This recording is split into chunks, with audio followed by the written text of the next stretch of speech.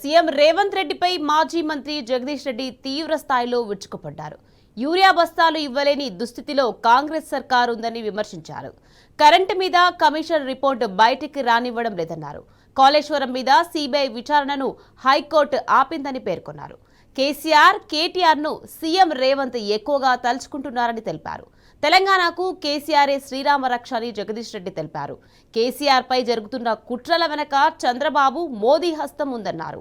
మరోసారి గెలిస్తే కేసీఆర్ ఢిల్లీకి వస్తారనే భయం వారిలో వెన్నులో మొదలైందని తెలిపారు. వారిని తిప్పికొట్టగల శక్తి సామర్థ్యాలు కేసీఆర్ కు ఉన్నాయని స్పష్టం చేశారు. బీఆర్ఎస్ వర్కింగ్ ప్రెసిడెంట్ కేటీఆర్ సమక్షంలో కాంగ్రెస్ నేత ఊకంటి ప్రభాకర్ రావు బీఆర్ఎస్ పార్టీలో చేరారు. ఈ ప్రభుత్వం చాలా ఆశ్చర్యంగా మొదటి రోజు నుంచే వ్యతిరేకతను తెచ్చుకోవడమే కాదు, ఇచ్చిన హామీల్ని ప్రజలు అడగకుండా ఉండడం కొరకు కొత్త సమస్యల్ని తయారు చేసి ప్రజల్ని మోసం చేస్తున్న మొదటి ప్రభుత్వం రేవంత్ ప్రభుత్వాన్ని మనం చూస్తూ ఉన్నాం.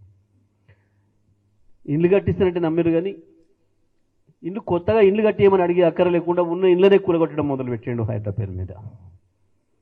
ఉత్తగానే చేస్తలే ఇవన్నీ కూడా రేవంత్ రెడ్డి చేసేవి ప్రతిదీ కూడా తెలియకనో అమాయకంగానో ఇంకో రకంగానో చేయడం లేదు.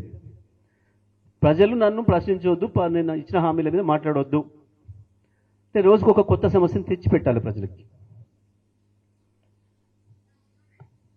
ఎక్కడ దాకా పోయింది? కేసీఆర్ కరెంట్ 24 గంటలు ఇచ్చిండు, కరెంట్లో ఏం చేయడానికి లేదు, ఉన్నది లేకుండా చేస్తే కనీసం అంతమంది అని అడుగుతారు. కాబట్టి కరెంట్ ఇచ్చే పరిస్థితులు కూడా లేకుండా పోయింది. 24 గంటల కరెంట్ను కూడా చివరికి నిర్ణయాలు మీరు చూస్తున్నారు. యూరియా బస్తాల్ని కూడా ఇవ్వలేని స్థితికి పోయింది ప్రభుత్వం. ఇంతకు మించిన ఫెయిల్యూర్ ప్రభుత్వం మనం గతంలో కూడా ఇప్పుడు చూడలేదు. పైగా దురదృష్టం ఏంటంటే కేసీఆర్ గారు చేసిన పరిపాలన ముందట ఈ పరిపాలన చూస్తే ప్రజలకి చాలా అసహ్యం వేసే పరిస్థితి వచ్చింది, కక్కొచ్చే పరిస్థితి వచ్చింది.